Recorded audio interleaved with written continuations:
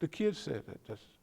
Hey, that's what they said in the 5th grade, when I was in the 5th grade, 6th grade, all those, that's what kids did. They walk around the schoolyard saying it. They just won World War II. So that's what the heck. I just got back from the USA was big. All the rest of the world was prostrate, and America was the only country in the big time. All right. Arrogance and ignorance. Did the U.S. win Vietnam War? Absolutely not. They killed a lot of people, but they didn't win the Vietnam War. Right? They did not win the Vietnam War. They was, again, I don't know if you ever saw them films of the helicopters on top of the U.S. Embassy, people hanging off and falling off. That was in 75. That's how the United States left Vietnam. It wasn't until you explained, it's like, you know how sometimes as a kid, you see videos, Right. you don't know what you're looking at. Right. It wasn't until I came here, you explained it. I know, that's what I was looking at. Yeah, that's what you're looking at. That's what I was, The Vietnam, they lost an amount of friends, and the Vietnam War was in my era. I was about the age to go to Vietnam, but I wouldn't even think about no dumb stuff like that. You know, so all those people who are in their 70s now, 75, a little older, a little younger, you know, that's the Vietnam era. The Vietnam era, they lost so many Americans, so many people got killed, and they killed over 1 million Vietnamese. See, they lost 58,000 Americans, but they killed over 1 million Vietnamese. See, that's the thing about the Iraq War of 1991. They killed another 1 million, then another 1,750,000 died from depleted uranium and all that stuff they used on them. Depleted uranium is when they laced the shells that they use with this depleted uranium. When it hit a tank, it cuts it like butter. That's the way that's, hey man. And then the American soldiers would go stand on that tank in 91, Desert Storm, and take pictures. And they came back home, messed up. The girls came back home having 2-headed babies and all that, just like the people of Iraq was. And they said to Madeleine Albright, Miss Albright, about paperwork says 750,000 people have died because of the embargo you have on. She said, I think it's worth it. These people is brutal, they're inhuman. Okay. But they ain't won no war. In 91, they went over there and they got out. But when they came back in 2003, right? Yeah, in fact, March 2003, they got tore up. They conquered Iraq right away, no problem. But then the people started resisting. And now America trying to get out in a hurry. Afghanistan, 18 years ago, they can't get out and they're getting burned alive. I'm trying to say this, is that the United States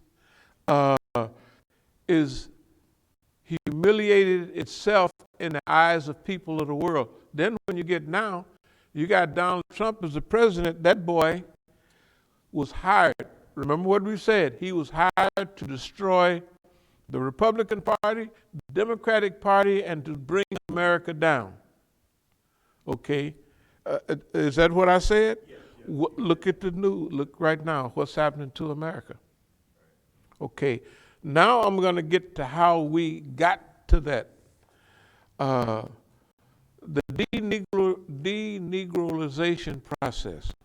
The revolution will be televised. Now, about us. You know, in the Bible, I think I read this before, it has a verse, all eyes shall see him, but he will come like a thief in the night. Okay, now think about it. How is it?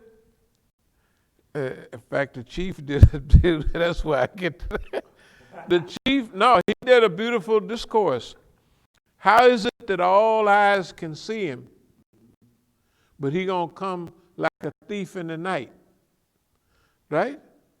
How is it that everybody, if you see a thief coming, you gonna start hollering, man, get out of the house, da da da da. So all eyes should see him, but he gonna come like a thief in the night. That means everybody gonna be looking at him, like everybody looks like looking at us. But they won't know that a thief somebody came and took their most prized possession until they look around and everything is gone. Then they will know we was looking at that nigga all the time. The FBI, they looking at us all the time. But they don't know what they looking at till they look and see what's gone. Darkness is at nighttime. It means you don't understand what's going on. You know, they said darkness and psychological, all that. A thief steals things.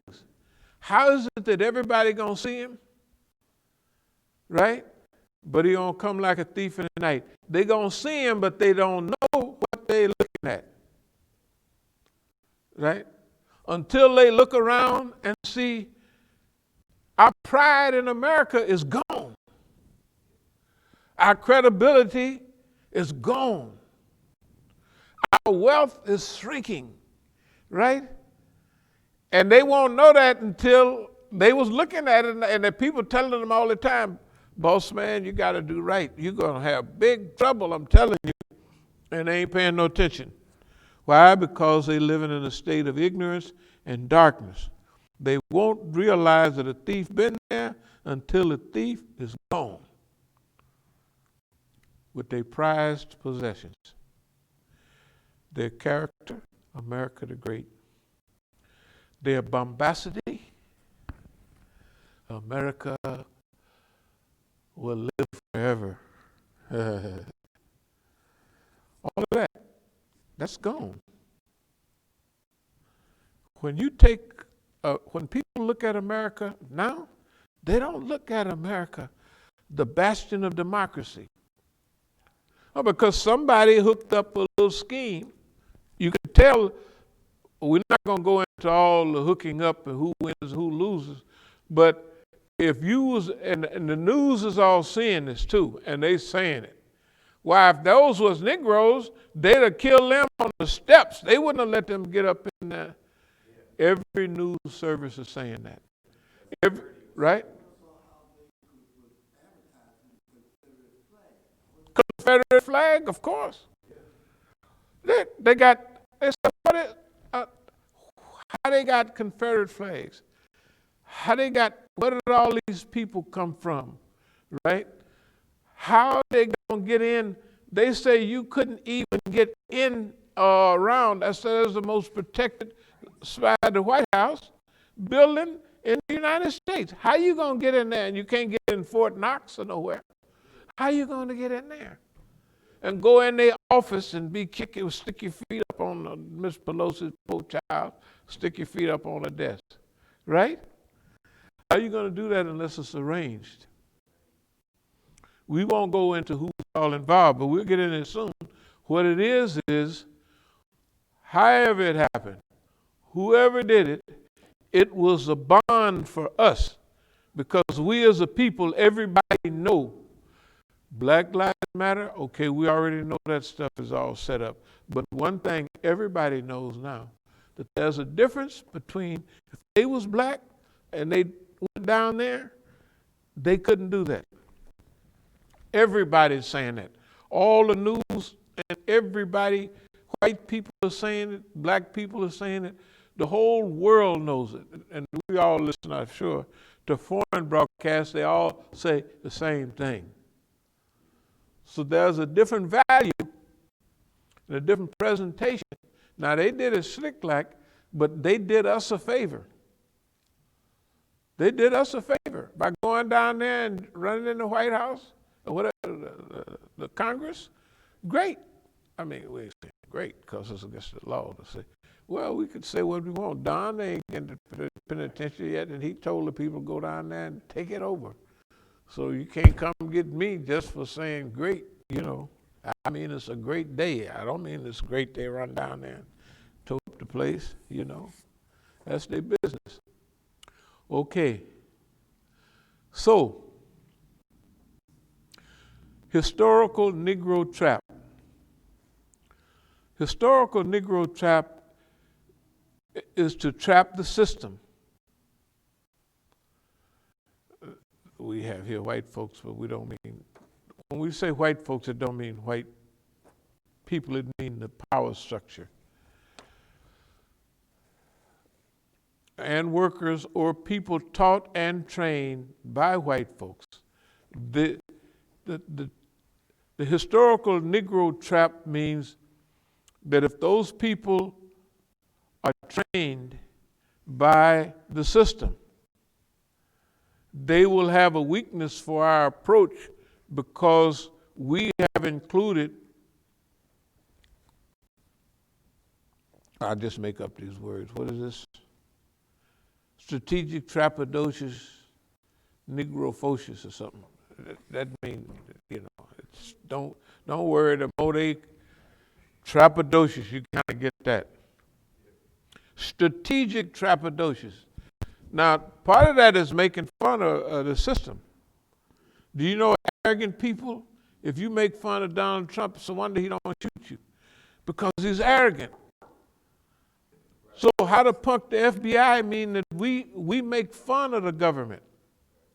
You think they're gonna sit down, ain't gonna do nothing about that? Nigga calling us a bunch of punks, how to punk the FBI, we'll show you, nigga. That's on purpose. We're not stupid, that's on purpose. That's to trap them in. We're gonna get into it. They had signs down there, 6 million is not enough. That means 6 million Jews who was killed, that's not enough. But they're hooked up with Musa and Netanyahu. How does it mix? Let people worry about it. Kushner Inc., that's the book. Steve Emerson, Daniel Pipes, Abe Foxman. So we call this Zionist discombobulation. And we call it the Donald trap. Okay, what does that mean? That if we use what we're given, if we know how they see us, they know what they think about us, right? If they think that they've got us gauged and measured, that they will do certain things, right? And if we want to feed them and mislead them, we will know what will mislead them. For instance, I have somebody that I was kind of close to, and Abdul Malik was telling them what to do. So, Abdul Malik's rule of thumb in Oakland was, whatever he does, you imitate that and use it on him. So this person said something silly. We was coming back from California, we were in Ohio. So I just got quiet. I didn't want to say nothing anymore. So that made them very uncomfortable. So we rode all the way from Ohio to here. And I'm just quiet. It's a silent treatment. Okay, you're talking crazy. I'm not going to respond to none of that. Okay.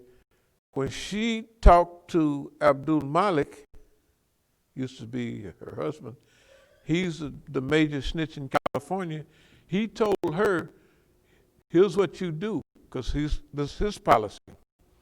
Whatever he do against you, you reverse it and use it on him. So as soon as I saw her using the silent treatment, I said, alhamdulillah, that's good. I don't want to talk to nobody no way, you know. Okay, now you got to remember. So you got to know how the people are going to react to who you are. You have to trust your knowledge of your environment. And so, another thing about the Negro trap. I brought my nephew here during Ramadan a few years ago. He's a teacher, so he was down in Arkansas. I told him, come on up. So he came up here specifically to go to this, to teach in the school. Right, okay. When he got up here, stuff was just going into an imbalance in the school. So we had a meeting right down there. Brother Tufel was there,